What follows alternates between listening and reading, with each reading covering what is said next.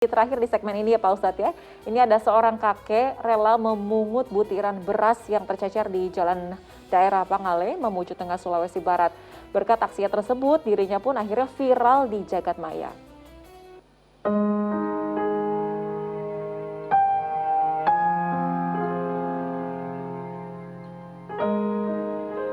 Apa yang dilakukan kakek Bedu 74 tahun ini sungguh miris dan disayangkan. Dirinya yang renta rela memungut butiran beras yang sudah tak layak di pinggir jalan.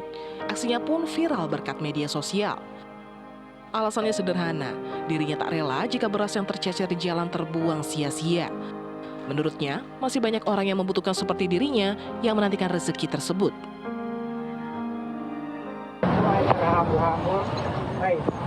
Saya harus sekali kasih. Kita pungut beras, kenapa kita pungut itu beras? Mau ambil. Waduh. Tuh, makanya ada anak-anak tinggal. Langsung juga menangis lihat kan, katanya, dan kami pungut itu balik yang baru. Berkat empati seorang warga daerah sekitar di Desa Pangale, Mamuju Tengah, Sulawesi Barat, sang kakek pun segera mendapat bantuan dari dinas sosial setempat.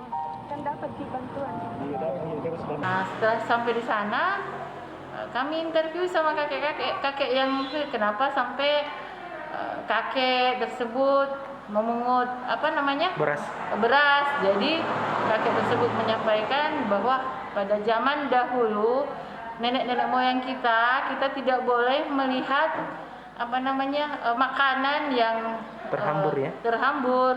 Tentu saja kita pungut.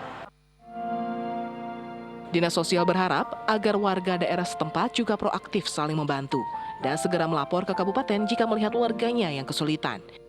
Edi Junaidi melaporkan dari Mamuju Tengah, Sulawesi Barat. Ya, ini sungguh tamparan ya bagi orang-orang yang suka menyia-nyiakan makanan begitu. Nah Pak Ustadz, hikmah apa yang kira-kira bisa kita ambil dari aksi kakek yang rela memungut beras yang tercecer dengan alasan supaya tidak sia-sia? Ya, tentu ini adalah perbuatan yang sangat mulia sekali ya. Karena memang agama itu melarang kita untuk menyia-nyiakan atau menghambur-hamburkan nikmat yang Allah berikan kepada kita ya. Dan kalau tadi ada apresiasi dari dinas sosial, karena memang kakek itu juga sangat membutuhkan ternyata. Tapi terlepas dari dia membutuhkan atau tidak, tapi menghimbau masyarakat agar tidak menghambur-hamburkan, menyia-nyiakan nikmat itu adalah satu tindakan yang sangat mulia.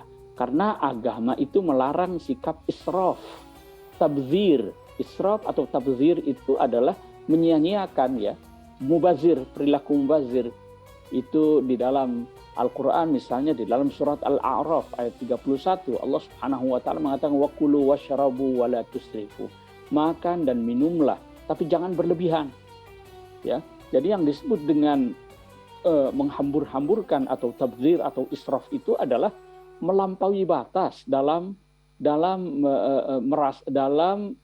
memanfaatkan nikmat yang Allah berikan ya. Walaupun itu ya beras itu berapa sih nilainya gitu ya yang jatuh itu, tapi itu kan adalah nikmat dari Allah Subhanahu wa taala ya yang tidak boleh disia-siakan.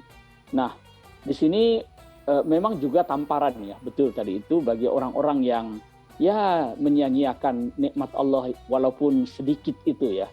Dan bagi mereka mungkin tidak bernilai ya, tapi bagi seorang kakek tadi itu kan sangat bernilai ya. Karena sering sekali kita ini kan mengkonsumsi sesuatu ya. Jadi larangan untuk menghambur-hamburkan itu dalam mengkonsumsi atau dalam membelanjakan harta ya. Jadi Islam juga mengingatkan itu, jangan sampai kita mengkonsumsi sesuatu atau membelanjakan harta itu atas dasar keinginan, bukan atas dasar kebutuhan. Itu Sayyidina Umar bin Khattab dulu pernah marah itu. Ketika di jalan dia menemui seseorang yang membeli daging. Ini untuk siapa? Apa ini daging? Untuk siapa? Karena anggota keluarga saya menginginkannya. Lalu besok dia temukan lagi orang itu bawa daging. Ditanya kenapa? Karena anak-anak saya itu pingin makan daging. Selalu kata yang dikatakan itu adalah kepingin. Apa kata Sayyidina Umar? Awakullama ishtahaitum ishtaraitum. Apakah setiap kali kamu menginginkan, kamu membelinya? Jadi membeli itu bukan atas dasar keinginan, tapi harus atas dasar kebutuhan. Banyak orang yang lebih membutuhkan dari kita itu. seperti kakek yang memunguti beras-beras tadi itu. Masya Allah, ini tamparan lagi Pak Ustadz. Kita harus membeli sesuatu yang memang harus menjadi sebuah kebutuhan gitu, bukan karena sebuah keinginan hal-hal kecil lah. Misalnya pengen perempuan, pengen beli tas. Sebenarnya kan tasnya banyak aja gitu kan, tapi karena mungkin ya dia pengen aja beli, tapi harus sesuai dengan kebutuhan. Itu luar biasa sekali, ini malah tertancap ke diri saya. Baik, Pak Ustadz, yang kita tahu ini mubazir lebih kepada menyia-nyiakan harta. Adakah contoh lain mubazir yang tidak berhubungan dengan harta, Pak Ustadz? Ada orang menyia-nyiakan waktu yang Allah berikan kepada kita untuk main game dan lain sebagainya. Itu tabdzir terhadap waktu yang Allah berikan.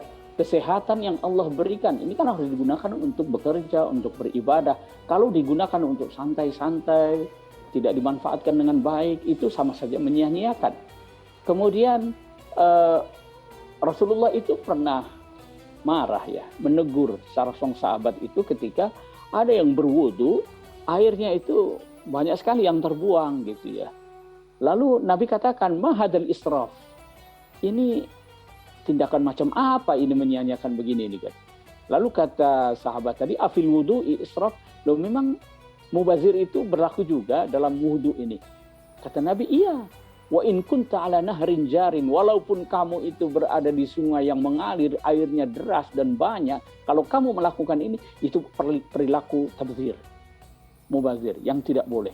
Jadi banyak hal yang masuk dalam kategori tabdzir atau israf ketika kita menyia-nyiakan semua nikmat yang diberikan oleh Allah Subhanahu wa taala. Ya, luar biasa, ternyata mubazir itu bukan hanya soal harta ya, begitu ya. Terima kasih banyak Pak Ustadz atas tausiah dan juga waktu yang diberikan untuk kita dan untuk pemirsa Muslim Update Ajwa TV. Semoga kita ketemu lagi di lain kesempatan ya Pak Ustadz. Wassalamualaikum warahmatullahi wabarakatuh. Waalaikumsalam warahmatullahi wabarakatuh.